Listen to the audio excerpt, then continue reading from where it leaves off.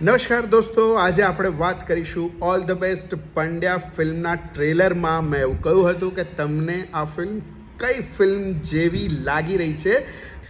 તો all the best પંડ્યાનું trailer release થયા પછી ઘણા બધા લોકોને એવું લાગી રહ્યું છે કે આ જોલી LLB જેવી ફિલ્મ છે.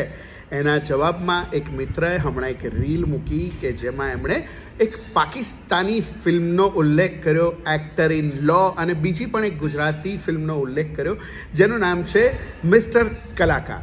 આ બંને ફિલ્મ પણ આવા જ પ્રકારની હતી એવું એમણે કહ્યું. પણ મારો મુદ્દો એ હતો કે મને શું લાગ્યું આ ફિલ્મનું ટ્રેલર જોઈને કે આ ફિલ્મ કઈ એવી ફિલ્મ ઉપરથી ઇન્સ્પાયર્ડ હોઈ શકે છે. તો મારો જવાબ છે 2013માં હોલિવૂડમાં એક ફિલ્મ આવી હતી ધ જજ, અને એની વાર્તા એવી હતી કે એક વકીલ છે જેનું પોસ્ટિંગ થાય છે એક નાના ટાઉનમાં જ્યાં તેને જજ બનાવીને મોકલવામાં આવે છે.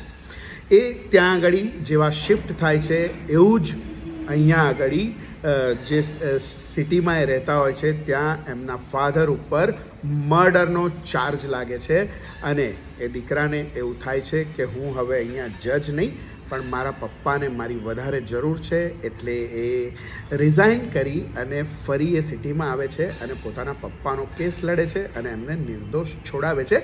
આ વાર્તા હતી ધ જજ નામની ફિલ્મની.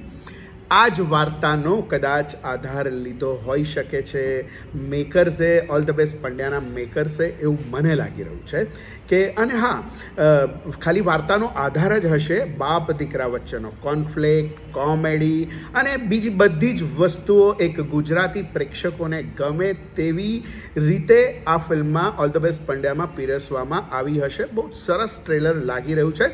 સો એક કમ્પ્લીટ પેકેજ મળશે ઓડિયન્સને. કોમેડી, કોન્ફ્લિક્ટ બાપ દીકરા વચ્ચે, અને બાપ દીકરાનો પ્રેમ કેટલો સારો છે એ પણ આ ફિલ્મમાં આપણને જોવા મળશે. હંમેશા એવું થતું હોય છે કે એક બાપ દીકરાને કહી નથી શકતો કે એ તેને કેટલો પ્રેમ કરે છે. દીકરો પણ બાપને જતાવી નથી શકતો કે તમે મારા આઈડલ છો, તમે મને બહુ પસંદ છો, હું પણ તમને એટલો જ પ્રેમ કરું છું જેટલો મને તમે પ્રેમ કરો છો. પણ જ્યારે એ પ્રૂવ કરવાની ઘડી આવે છે ત્યારે દીકરો એ બધી જ વસ્તુ કરી છૂટે છે જે બાપ માટે કરવી જોઈએ. અને ઓલ ધ બેસ્ટ પંડ્યામાં પણ આ જ વસ્તુ બહુ જ સરસ રીતે બતાવવામાં આવી હશે એવું લાગી રહ્યું છે. વધારે વાત કરીશું આપણે ફિલ્મ રિલીઝ થઈ જાય પછી જોઈને. તો ત્યાં સુધી દોસ્તો, મારા પેજને તમે ફોલો ના કર્યું હોય તો જલ્દીથી ફોલો કરી લેજો. મળીએ દોસ્તો, આવજો.